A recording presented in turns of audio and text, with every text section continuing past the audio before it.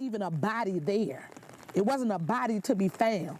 Literally, when you looked at it, they had dismembered this young man, set his body on fire. From breaking stories to the facts that matter most, this is Unbelievable. A mother, knee-deep in mud, walking through rain-soaked Alabama woods, calling out her son's name. Nobody sent her. Nobody guided her. No search helicopter overhead. No police dogs working the tree line. Just a mother, and a name she kept screaming into the dark. This went on for 5 days. On the 5th day, she found him. And what she found in those woods will make you question everything you think you know about how this country protects its own. Stay with me, because by the end of this video, you're going to have one very important question, and I need you in the comments. This is the story of Markavious Rumph Jr., 18 years old, Eufaula, Alabama, May 2026. Shot, dismembered, set on fire. And the people responsible thought they'd gotten away with it. They hadn't counted on his family. But they got to pay all I'm going to pay. Everybody that's involved, I want them to pay for my son. Everybody that's involved, go pay for my son. Everybody that's involved, go pay for my son. Everybody. Before we get into what happened to Markavious, you need to know who he was, because it matters. 18 years old, born and raised in Eufaula, Alabama, a small city in southeastern Alabama, the kind of town where everybody knows everybody and news travels fast. Markavious was the kind of person who walked into a room and made it louder, warmer, better. He was the life of the party, his father, Marcus Rumph, told WRBL News. He was going to make you laugh. He had faced the kinds of obstacles that trip a lot of young men up permanently, but not Markavious. He pushed through. He earned his GED.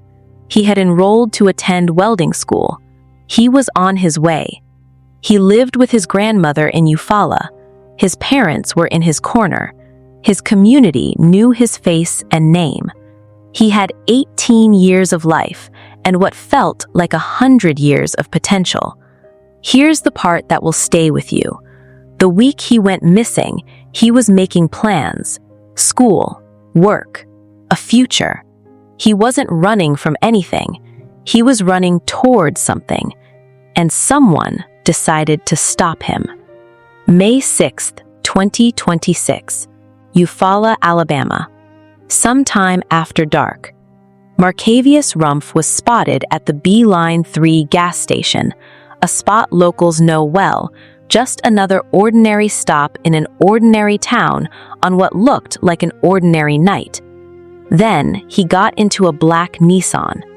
The person behind that wheel was not a stranger. This was someone Markavious knew, according to his family and reporting by WTVM and WRBL.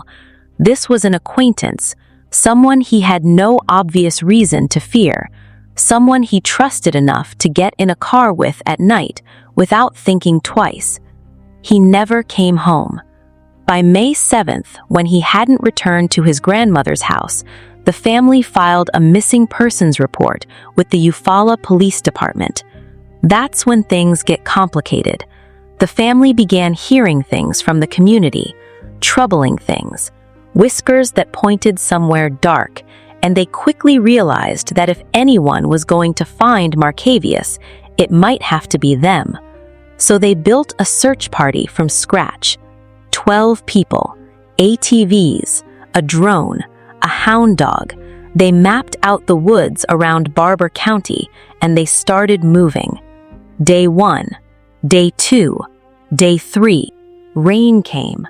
They kept going. Mother's Day arrived. Me and my family in the rain on Mother's Day. I walked through those woods. His mother, Yolanda Wynn, would later tell reporters, her voice barely holding together. I looked for 5 days for my son with no help from the Eufaula Police Department. No help. Me and my family in the rain on Mother Days. I walked around through woods.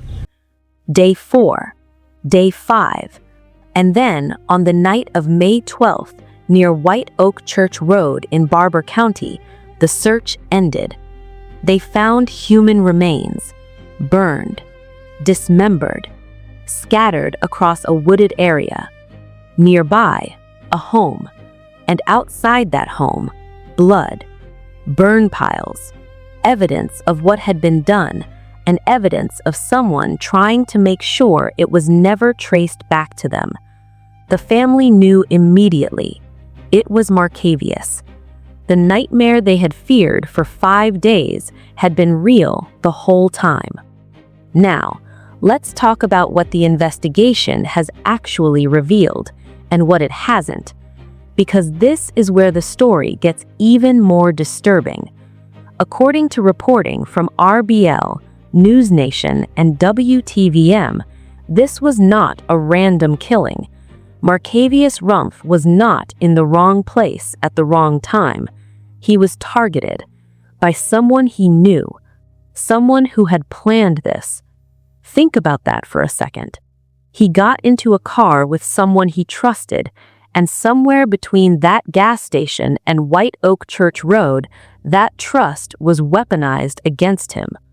The family has been firm in their belief. The people responsible are not ghosts. They are known figures in Markavious's world, people from his circle, from his community, from his life. Out of legal responsibility, we nor the media outlets covering this case are naming anyone. The Eufaula Police Department has not publicly identified suspects or persons of interest. That standard matters, and we will hold it. But here is what the department has publicly said, and pay close attention to the language. We do have suspects. That was EPD spokesperson Danny Christ speaking directly to WTVM, and he didn't stop there. My message to them is, if you did this or had anything to do with this sick, horrific crime, we're coming for you. We're going to find you. We do have suspects. And my message to them is, if you did this or had anything to do with it, this sick, horrific crime, we're coming for you. We're going to find you. That is not the language of a department fumbling in the dark. That is a department that knows exactly who they're looking for. So why haven't the arrests come yet?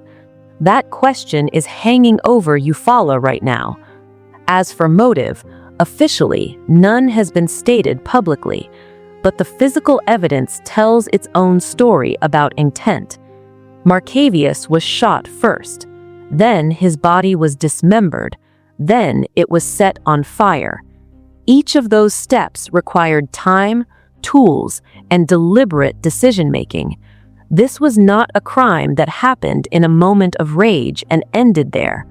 Someone planned the killing. Someone planned the cleanup. Someone prepared a site. Someone tried to incinerate the evidence of what they had done. The level of premeditation involved is chilling. This was meant to be a disappearance, not a murder case. They wanted Markavious Rumph to simply vanish. The search party found burn piles near a home in the area. They found blood. The remains, though severely compromised by fire, were recovered from the wooded terrain near White Oak Church Road. Police confirmed the scene was so compromised that a formal positive ID could not be made on site.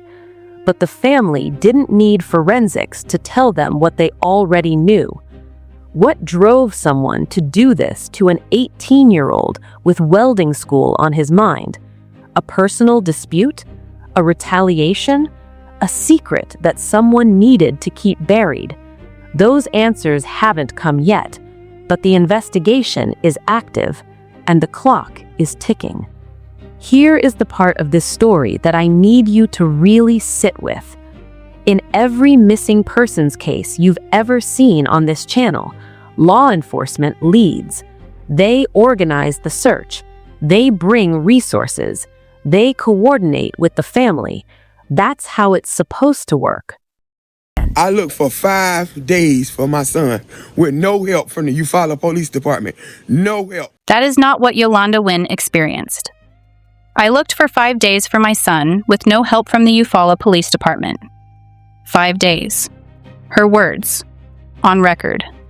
Reported by WRBL, News Nation, CBS 42, and others.